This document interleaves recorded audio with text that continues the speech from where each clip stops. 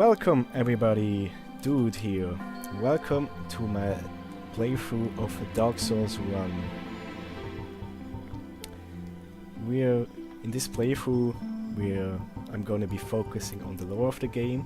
I've already played through it a few times, so it's not gonna be a blind playthrough. I should know what I'm doing, no promises though.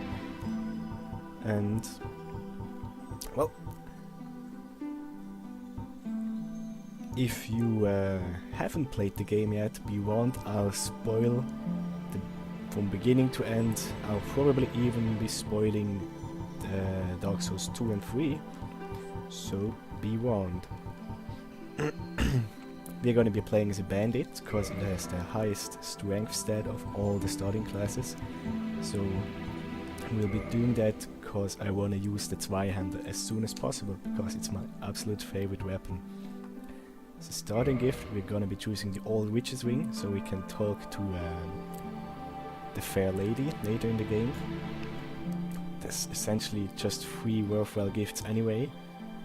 There's the Black Firebomb to beat the first boss quickly. There's the Master Key to completely break the game. That's very fun to do, but this time I wanna go through the intended level sequence. And then there's the Old Witch's Ring, which allows you to talk to the Fair Lady.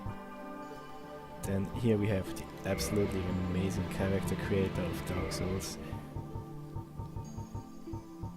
That they even 3 parts in, 3.5 with Bloodborne, they still haven't gotten right, but hey, at least the games are good.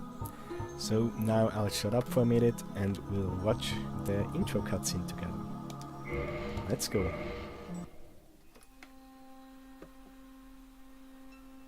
In the age of ancients, the world was unformed, shrouded by fog. A land of grey crags, arched trees, and everlasting dragons.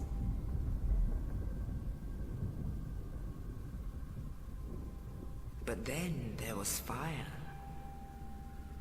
and with fire came disparity.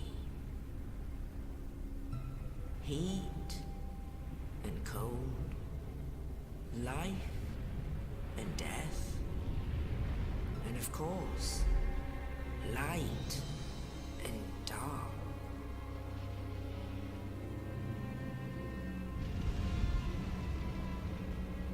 Then from the dark they came and found the souls of lords within the flame.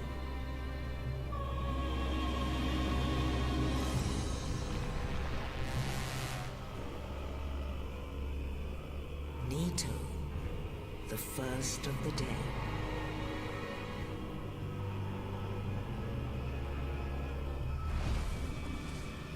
The Witch of Izalith and her daughters of Chaos. Gwyn, the Lord of Sunlight, and his faithful knights.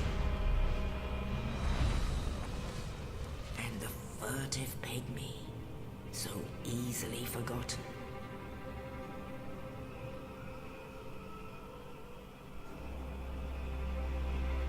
With the strength of lords, they challenged the dragons. Gwyn's mighty bolts peeled apart their stone skins. The witches weaved great firestorms. Nito unleashed a miasma of death and disease. And Seath the Scales betrayed his own, and the dragons were no more.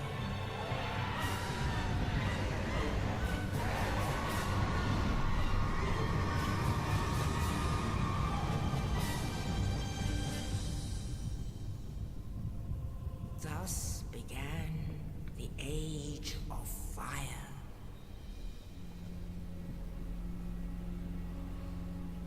But soon the flames will fade, and only dark will remain.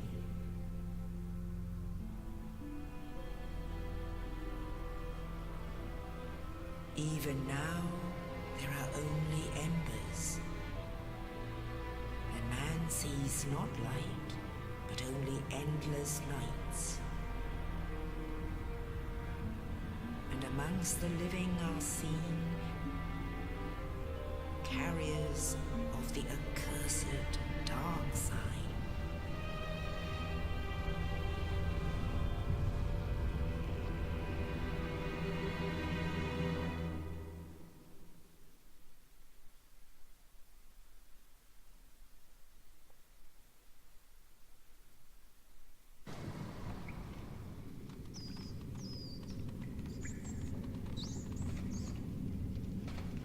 Yes, indeed. The dark sign brands the undead.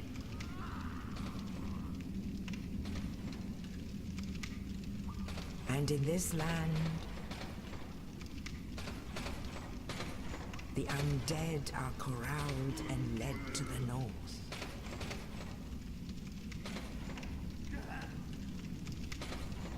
Where they are locked away to await the end of the world.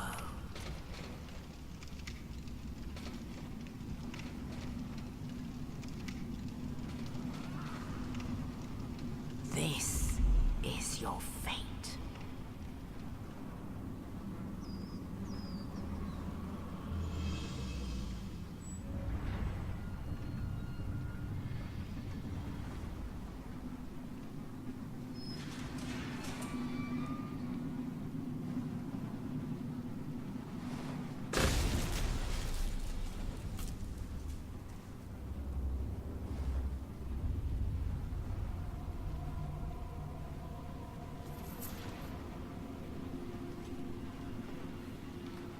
Alrighty then.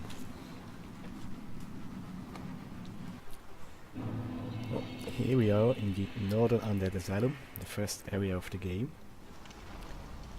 And I'd like to point out how much detail went into this room that the average player will spend like 20 seconds in. Like, there are insects crawling around, there are nice wall textures everywhere. Like, this first room of Dark Souls 1 has more detail than the entirety of Dark Souls 2. So there's that. Then here we get our first item. About items, Dark Souls, every item has a description. And there's a lot to read, and there's a lot to learn, but we'll only read the important ones. The important ones to the story and the lore of the world. For example, this one, Dark Sign. The Dark Sign signifies the accursed undead. Those branded with it are reborn after death, but will one day lose their mind and go hollow. Death triggers the Dark Sign, which returns its bearer to the last bonfire rested, but at the cost of all humanity and souls. So this kind of explains how we respawn when we die. I like that. I like that there's an in-game explanation why we have infinite tries. Then here is our starting gift, the Old Witch's Ring. Old ring from an old witch, engraved minutely with indecipherable script, but seemingly useless. And if you paid attention to the intro video right now, this witch probably belongs to the Witch of Isolith, because later in the game it allows us to understand one of her daughters. Well, that's enough talk for now. Let's leave. One thing I like about the Dark Souls tutorial is this, if you have never played a video game in your life before, you need to find out two things on your own. How to move your character and how to press A. If you press A here, from here on everything is gonna be explained to you. But if you have played this game 1,000 times already, you can just sprint through and you can leave the asylum in about 5 minutes. Then here we see let's say the first boss we see in the game is this one, but it's not the first we fight. We won't be fighting this one for quite some time, but we'll meet his little brother soon, so get excited for that.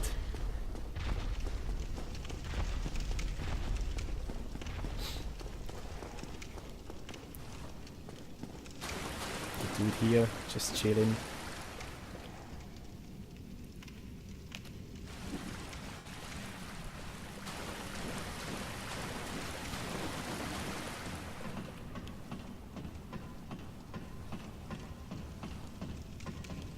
And coming up is the first bonfire. And these serve as our checkpoints, but you probably know that already. If you clicked on this video, you probably played Dark Souls before. And upcoming here is gonna be our first boss encounter. You can already see him here up on the roof. Our little asylum demon friend. And yeah, let's meet him. How you doing, buddy? Oh no. Oh no. Oh no. Oh boy. Actually hit me. I won. Now we're gonna lift that down. Okay. Now it's personal. So now, it's been a while since I played. No chance. Okay, let's just leave.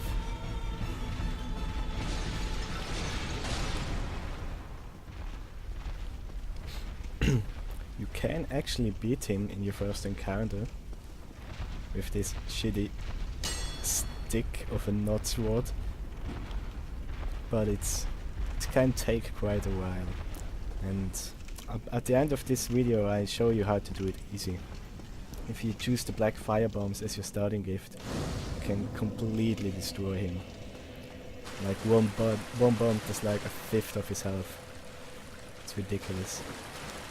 Here I have a little bow friend and our first shield. And now he should run away, exactly. Last time I recorded, he just stood there and waited and shot at me.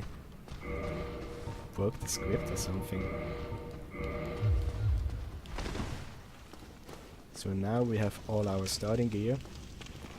With this axe, the Asylum Demon is already a lot easier.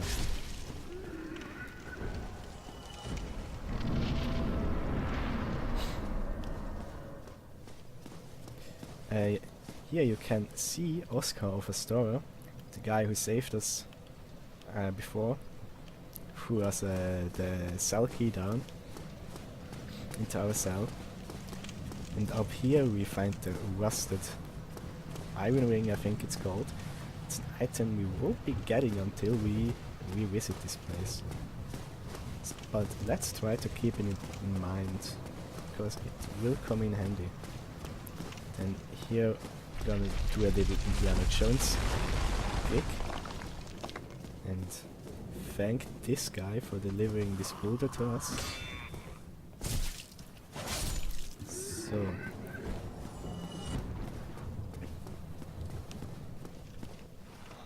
what, Oscar? How did you get in here? Oh no! Oh no! Poor Oscar, smashed by the demon. Oh, you. You're no hollow. Thank goodness. No, I'm no hollow. Look I'm afraid. how healthy I I'll look. die soon, then lose my sanity. I wish to ask something of you. You and I are both undead. Hear me out, will you?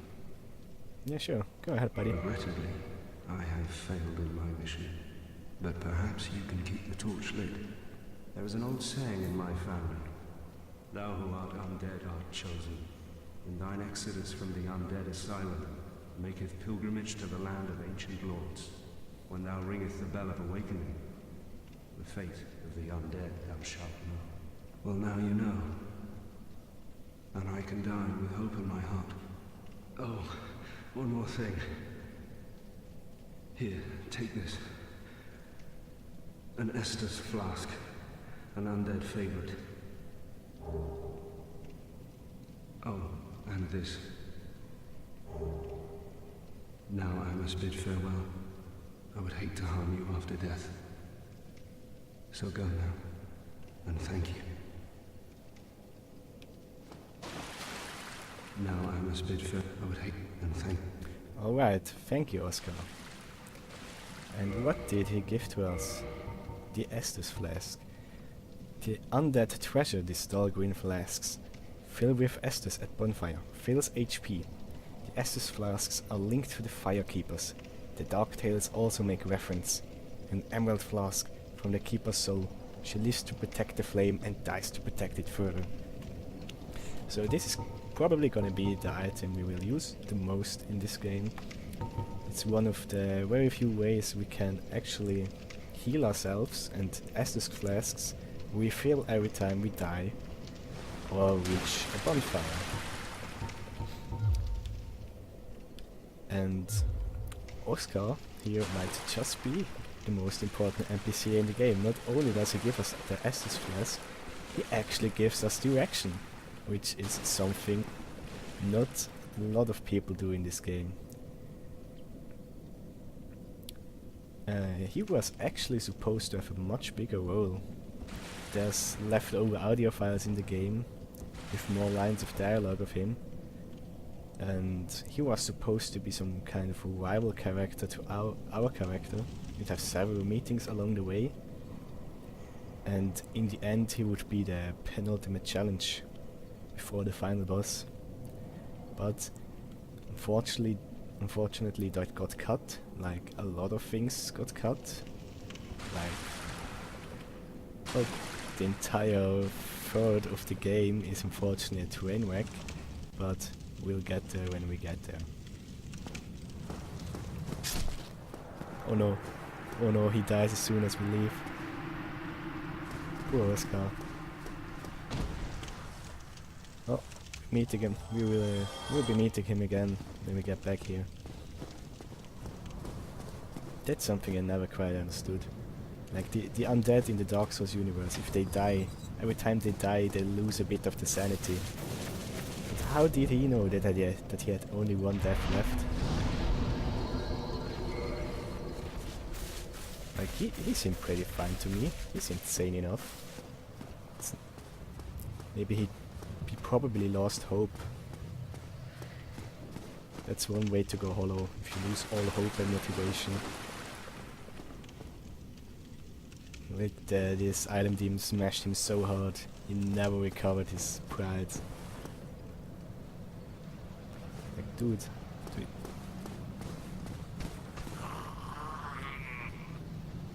Damn, having some frame issues.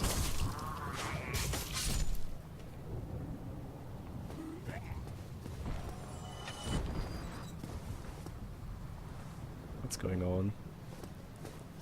This doesn't stop. We'll have to make a short break here. I actually wanted to end the episode at the end of the asylum, but I guess I'm gonna have to cut it short. And there's that fucking flail attack that does so much damage.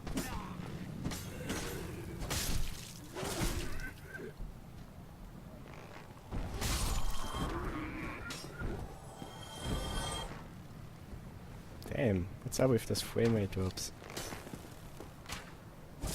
A potato of a PC can't handle Dark Souls? Dude, it's a 2011 game.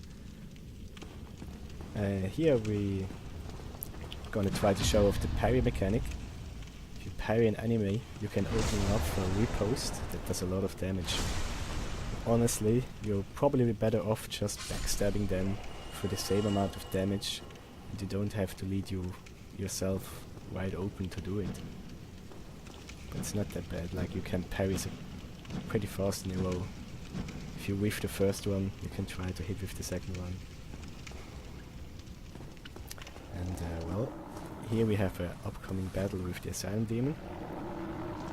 I'll try to restart my recording software real quick. I hope that solves the frame rate issue. And I'll see you guys in a second. So, see ya. Welcome back, guys. I think my frame rate has recovered a bit. So now we will challenge the Asylum Demon. Here we learn about the plunge attack. Oh, hello. Hello. Actually, if you wait enough, he'll jump up and smack you down off that balcony. It's actually pretty fun to watch. What's up? Why can't I time my rolls right? What's up today?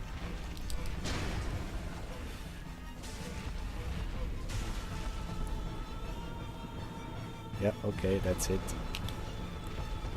One demon down.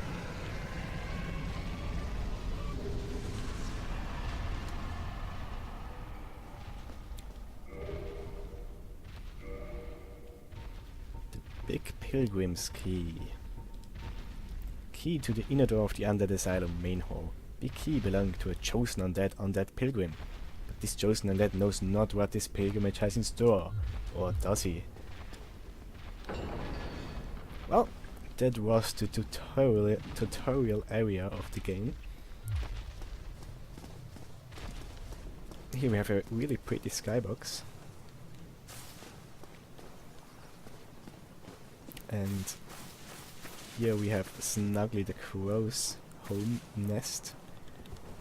Late in the game you can exchange items with Snuggly by dropping them in her nest and restarting the game, loading back up, and then a new item will be there where you dropped yours. But we won't be using that service because we don't really need it. There's nothing really worth it to trade with her. And yeah, in the next part we're gonna be leaving the Undead Asylum and go to Lordran. So if you found this entertaining, please stick around. And now we'll have a little bonus clip of me beating the Undead Asylum demon on the first encounter. Well, see you guys next time. Hello guys, here we are back with a little bonus clip of me showing off how to beat the demon on the first encounter. As you can see, I chose the black firebomb as my starting gift, and this will completely destroy him.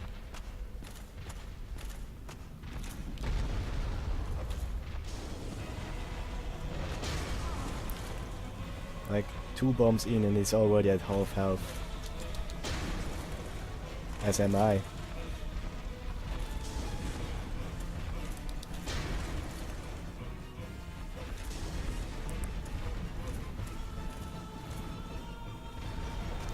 So, that's it. And as a reward you get the demon's great hammer. Let's take a quick look at this. Demon weapon built from the stone arch trees, used by lesser demons at North Undead Asylum. This hammer is imbued with no special power, but can merrily beat beasts to a pulp, providing you have the strength to wield it. So this kind of implicates that there are more than one demon in the North Undead Asylum, and if you listen closely you can hear the other one running around beneath the ground here. Unfortunately, this weapon needs a lot of strength so you can wield it, so there's no real benefit to beating the demon. By the time you have the amount of strength you need to wield this weapon, you probably have found a better strength weapon anyway. But it's a nice touch.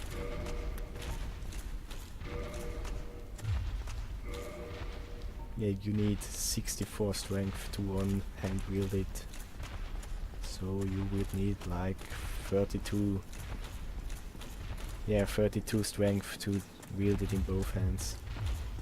So yeah, that's it. Thank you guys for watching, and we'll see you next time. Goodbye.